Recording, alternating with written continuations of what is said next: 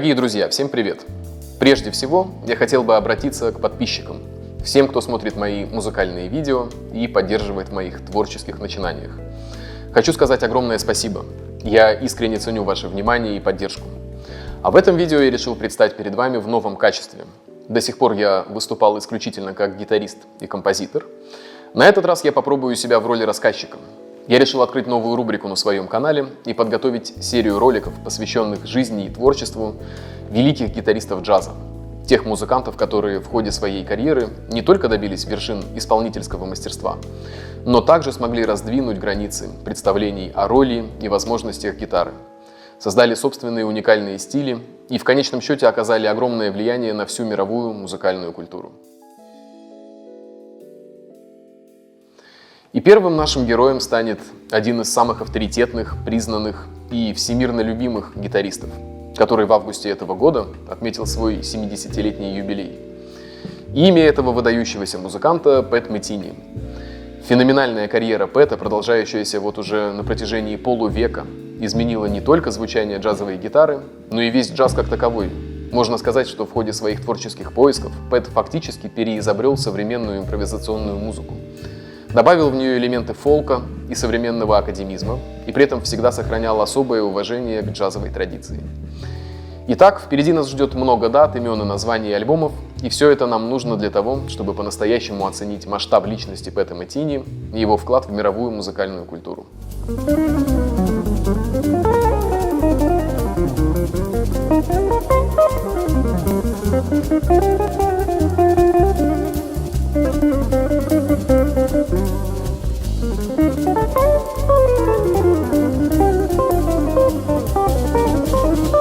Патрик Брюс Метини родился 12 августа 1954 года в небольшом городке Лис-Саммит в пригороде Канзаса, штат Миссури. Семья Пэта была очень музыкальной. Мать Лоис пела, отец Дэйв и их старший сын Майк оба играли на трубе. Профессиональным трубачом также был и дедушка Пэта по материнской линии – Делмар Бьорн Хэнсон.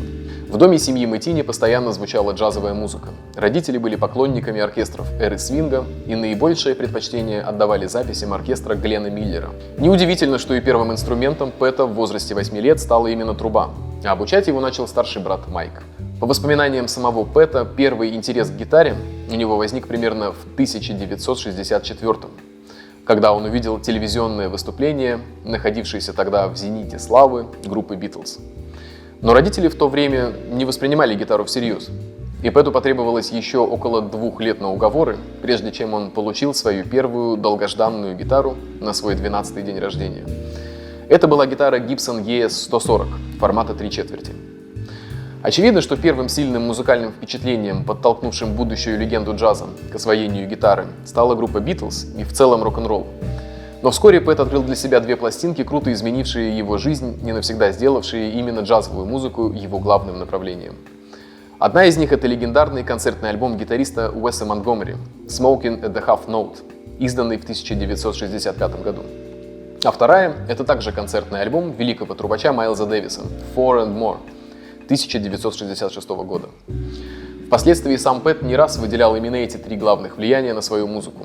Легендарные Битлз, взорвавшие музыкальную сцену и открывшие новую главу в мировом шоу-бизнесе. Великий гитарист Уэс Монтгомери, задавший высочайшую планку мастерства, стиля и вкуса для всех последующих поколений джазовых музыкантов. И один из величайших гениев за всю историю джаза, знаменитый Майлз Дэвис.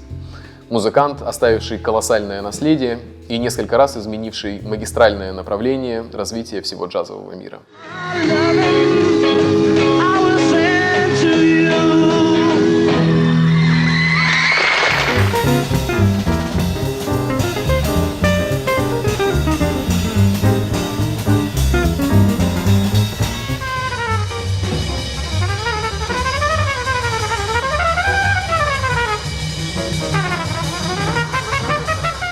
К своим 15 годам Пэт Метини уже вовсю выступает как профессиональный музыкант в своем родном Канзасе. Примерно в то же время он выигрывает стипендию журнала Downbeat на учебу в летнем джазовом лагере, где его преподавателем становится гитарист Аттила Золлер. По окончании учебной программы Золлер приглашает его впервые посетить Нью-Йорк, где Пэт знакомится с уже на тот момент прославленными мастерами джаза. Это великий философ гитары Джим Холл и не менее великий контрабасист Рон Картер. Примерно в то же время на одном из концертов в Канзасе Пэта услышал декан музыкального факультета университета Майами. Билл Ли, именно так звали этого человека, был настолько поражен мастерством юного Мэтини, что сразу же предложил ему стипендию на обучение на своем факультете. Надо сказать, что учеба Пэта в Майами не продлилась долго. Он довольно скоро обнаружил, что ставший ему уже привычным образ жизни, круглосуточные занятия на гитаре и постоянные концерты, плохо вяжется с расписанием в колледже. Пэт принял решение оставить учебу в университете Майами, но в ответ на это Билл Ли неожиданно предлагает ему стать преподавателем гитары на том же факультете. Пэт принял это предложение, на тот момент ему было всего 18 лет, и он стал самым молодым преподавателем университета Майами за всю его историю. Годом позднее, по приглашению выдающегося вибрафониста Гарри Бертона, Пэт переезжает в Бостон и становится преподавателем знаменитого колледжа Беркли, снова самым молодым за всю его историю. И, кроме того, Мэтини на 3 года стал участником группы Гарри Бертона вместе с еще одним гитаристом, преподавателем Беркли, Миком Гудриком.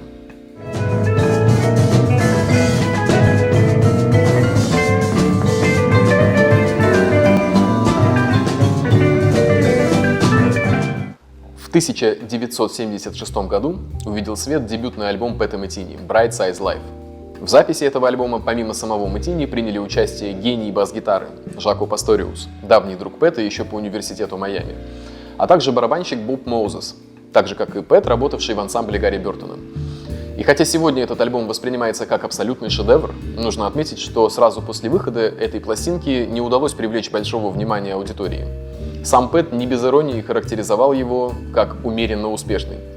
Но с годами признание росло. В 2011 году заглавная композиция была включена в Смитсоновскую антологию джаза, сборник ключевых записей за всю историю этого стиля. А в 2020 году альбом Bright Size Life был включен библиотекой Конгресса в список культурно, исторически и эстетически значимых музыкальных произведений.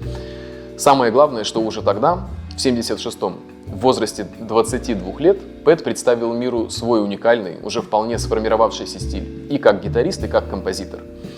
Мягкий и динамичный звук, гибкая, дышащая артикуляция, напоминающая звучание духовых инструментов, глубокое понимание музыкальной гармонии и изощренный ритм. Все это делало звучание его гитары одновременно и революционным, и глубоко укорененным в джазовой традиции, в плане мелодизма, свинга и блюзового чувства.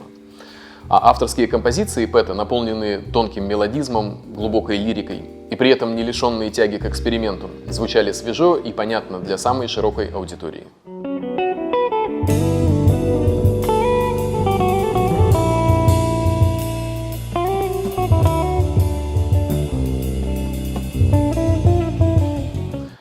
В следующем, 1977 году, выходит второй альбом Пэта Мэтини, получивший название Watercolors – «Акварели». Записывая этот альбом, Пэт впервые сотрудничает с музыкантом, с которым на следующие 30 лет их свяжет крепкая дружба и удивительно плодотворное сотрудничество. Этим музыкантом был выдающийся пианист и композитор Лайл Мейс. И уже в следующем 1978 году Пэт и Лайл создадут легендарный проект Пэт Мэтини Групп.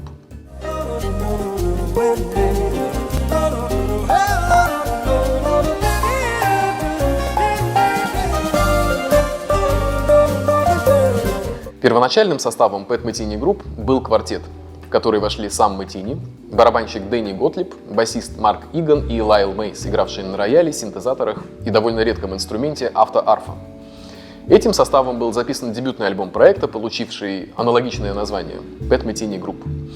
Следующий альбом «Американский гараж» вышел в 1979 году и, наконец, принес группе первые ощутимые достижения. Он занял первую строчку в джазовом чарте Billboard и даже умудрился попасть в чарты поп-музыки. Но настоящей вехой стал третий альбом группы Off Ramp, вышедший в 1982 году.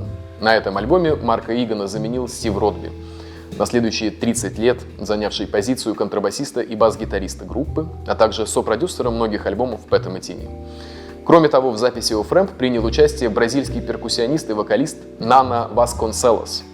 Этот музыкант привнес особый бразильский оттенок, столь характерный для звучания группы в 80-е. Альбом сразу же после выхода завоевал любовь слушателей, имел серьезный коммерческий успех и получил массу положительных отзывов от критиков. А в следующем, 1983 году, альбом был удостоен премии Грэмми в номинации «Лучшее исполнение в стиле джаз-фьюжн».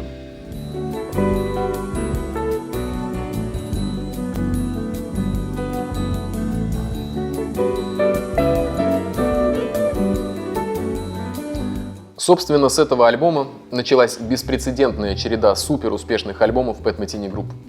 7 подряд студийных альбомов группы, выходившие с 1982 по 1996 год, один за другим получили 7 статуэток Грэмми. А всего за все время существования группа получила 10 премий Грэмми. Еще один момент, который нельзя обойти вниманием. На альбоме Off-Ramp Pat впервые использует гитарный синтезатор Roland JR300. Metheny вообще всегда славился особым интересом к технологиям в музыке.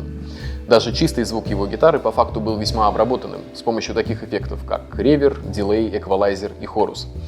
А когда компания Roland представила миру свою революционную новинку — гитарный синтезатор JR300, Pat сразу же начал применять его в своей музыке, а характерный тембр синтезированной трубы, вспомним, что именно труба была первым инструментом Пэта, этот звук стал неотъемлемой частью его стиля на десятилетия вперед.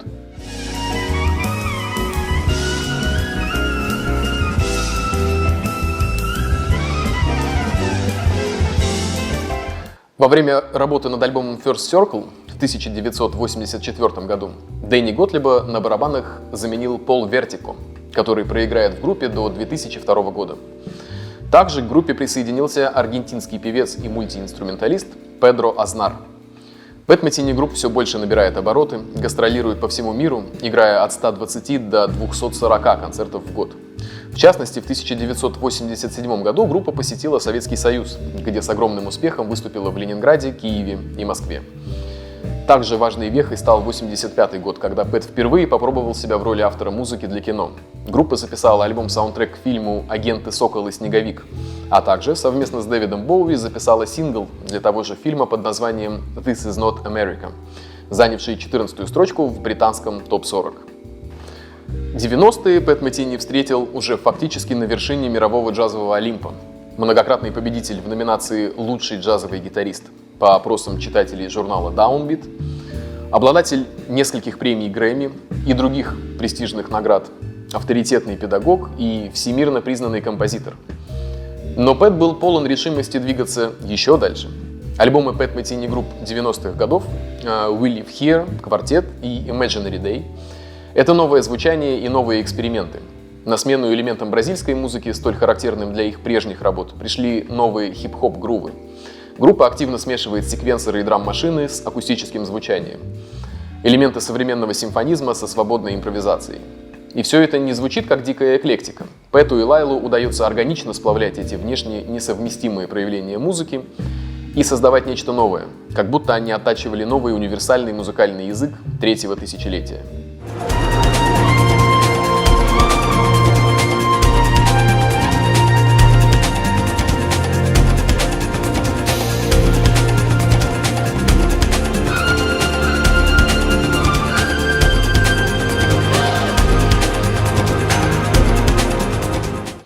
Помимо Pat Metheny Group, гитарист активно работает как сайдмен. Записывает альбомы и гастролирует с отцом фри-джаза Орнетом Коулманом, участвует в записях великого тенор-саксофониста Майкла Брекера, сотрудничает с Херби Хэнкоком, Джеком Диджанетом, Дэйвом Холландом, Чиком Кориа, Роем Хейнсом и своим давним другом и наставником Гэри Бертоном. Записывает альбомы в трио, дуэтные альбомы с великим Джимом Холлом и легендарным контрабасистом Чарли Хейденом. Огромную популярность приобрел их совместный альбом с другим гением гитары Джоном Скофилдом.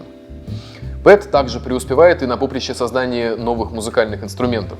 На альбоме «Квартет» 1996 года Пэт впервые играет на уникальном 42-струнном инструменте «Пикассо», созданном специально для него канадским мастером Линдой Манзер.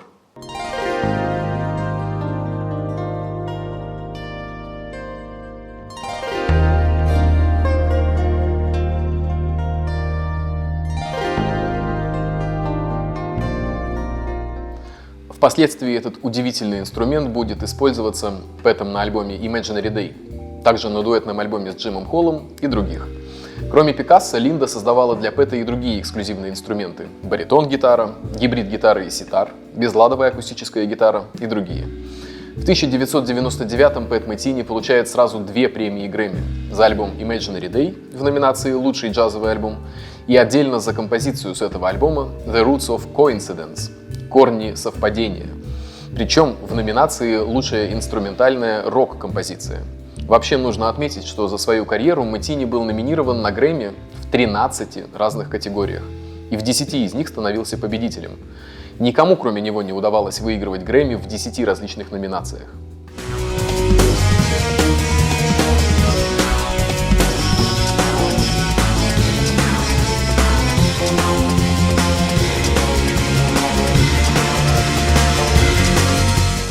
В начале нулевых история проекта Pat Metheny Group увенчалась записью еще 2 совершенно феноменальных альбомов.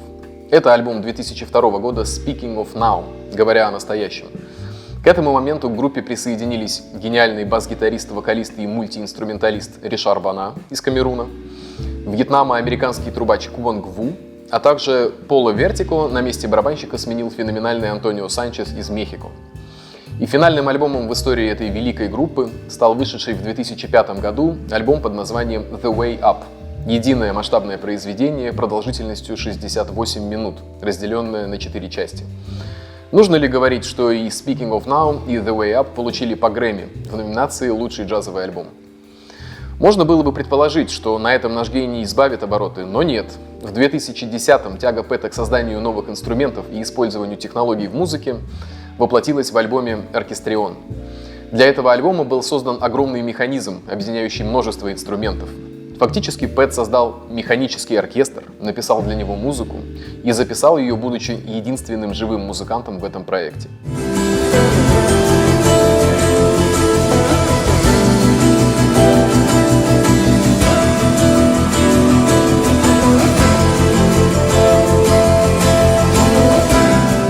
В 2012 году Метини запустил новую группу под названием Unity Band. В нее вошли барабанщик Антонио Санчес, басист Бен Уильямс и саксофонист Крис Поттер. Unity записали 3 полноформатных студийных альбома: одноименный Unity Band 2012 года, Kin в 2014 и Unity Sessions в 2015. А в 2020 году вышел еще один знаковый альбом в карьере Пэта Метини — From This Place. Вот что сам Пэт говорил об этом альбоме.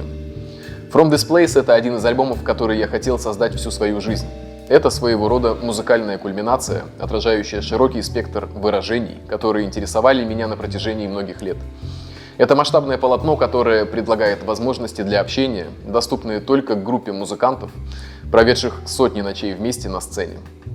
В записи приняли участие давний партнер Пэта, барабанщик Антонио Санчес, 2 музыкантов нового поколения — пианист Гвиллем Симкок и контрабасистка Линда Мэй Оу, а также голливудский студийный симфонический оркестр под руководством дирижера Джоэла Макнили.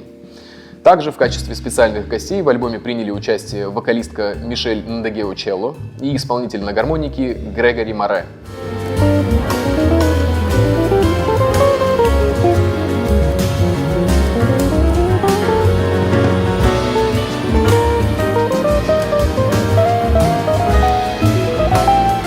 Но и на этом дискография Пэта Метини не заканчивается.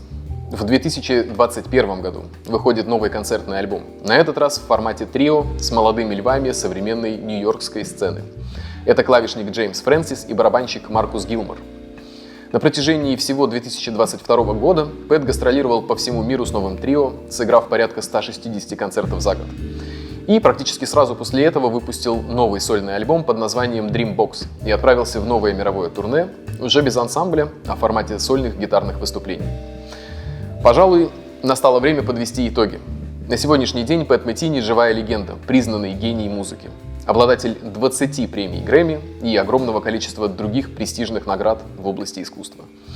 На его счету, только представьте, 72 полноформатных альбома, из которых 32 он записал как лидер ансамбля, еще 8 альбомов сольные, он записал их вообще один. В 21 альбоме он принял участие как сайдмен, и еще 11 альбомов — это его коллаборации с другими музыкантами. Честно говоря, когда я готовил информацию к этому ролику, многое меня просто поражало. И, безусловно, Пэт для меня лично является просто уникальным примером креативности, феноменальной работоспособности и преданности музыке. Это настоящий гений. В заключение я скажу, что в 2019 году мне посчастливилось познакомиться и немного пообщаться с Пэтом Метини. Он был одним из членов жюри на конкурсе в Вашингтоне, в котором мне выпала честь принять участие и, в общем-то, довольно успешно. И могу сказать, что в тот момент я увидел Пэта именно таким, каким и ожидал его увидеть. Очень открытым, суперпозитивным и общительным человеком, бесконечно влюбленным в гитару и в музыку, и с большой симпатией относящимся к молодым музыкантам. Со всей признательностью и со всем уважением я хотел бы поздравить Пэта Метини с его 70-летием и пожелать ему еще 170 лет здоровья, процветания и бесконечной музыки. Друзья, я надеюсь, вам понравился этот новый формат. Я буду крайне рад, если вы поставите лайк под этим видео, подпишитесь на мой канал и посоветуете его своим друзьям. До скорой встречи!